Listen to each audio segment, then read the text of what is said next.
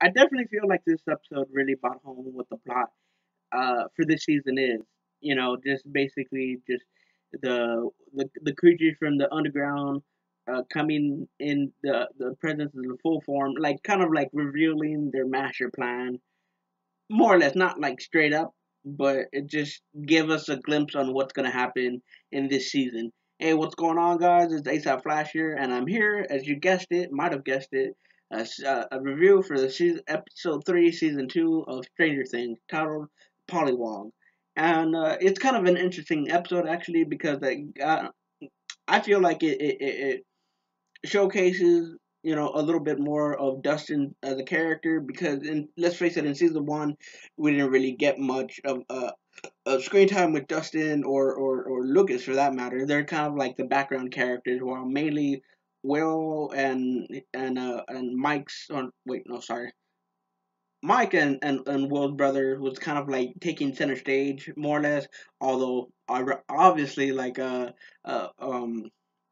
Winona's Ryder's character took more of screen time, and damn it, she's a powerful actress.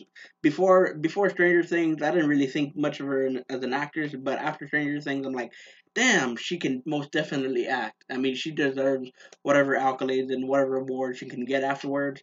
She can most definitely act. Now, for this episode, I like the way it started off. Like Dustin's kind of like that he found a new pet, and it's just kind of like he just totally cares about what it is. And of course, when he brings it front forward to the group, they're like, oh shit. Especially with Will, like after his events with in season 1 with being in the underground, he just kind of like shooken up by that, and just kind of like, that's not a pet. That's something deadly that you shouldn't be playing with.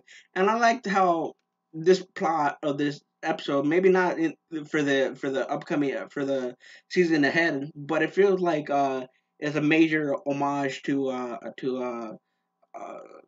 Nightmare on Elm Street movies. I'm not really too sure about it, but what I can guess, I think there might have been a plot in one of the Nightmare on Elm Street movies where like Freddy came out into the real world, and the kind of like that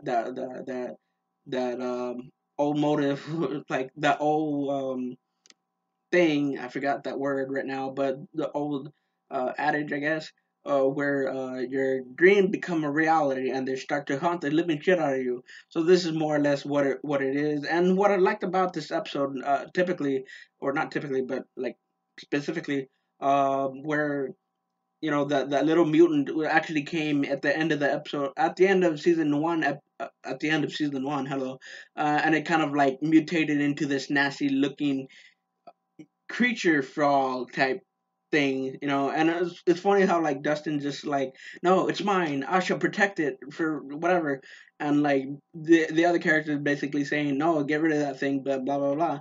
And what I also find interesting as well is like, I feel like 11 really just growing more as a character, like from season 1.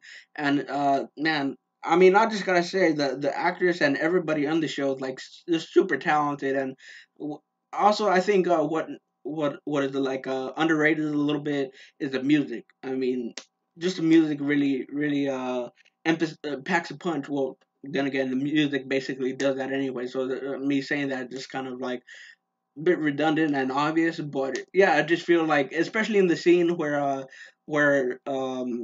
Joyce is like kind of tracing what she sees on screen versus with that. When you hear the music in that scene, that really kind of drives her character's, not really necessarily insanity, but just kind of like her worrisome. And I just think that scene is really funny. It's like she's calling Bob at a Radio Shack, kind of like getting the instructions how to set it up, and then after he sets it up, he's like, "Okay, I was thinking," and then there's a click line like, "Okay, that's all I can get from you. Thank you, bye." And without even saying a thank you or a bye, he's like just kind of like hanging there, like, "Oh, okay, that was kind of rude of you, but I guess that was what you needed for or whatever."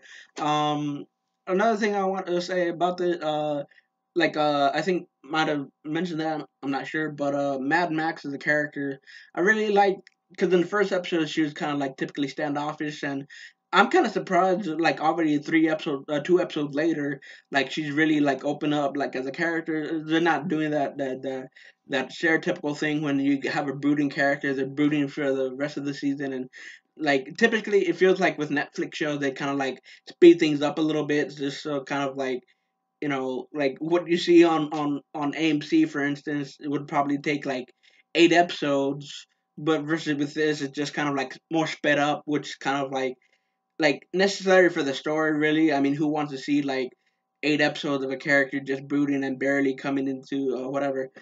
Anyway, so that's pretty much it with my thoughts with this episode.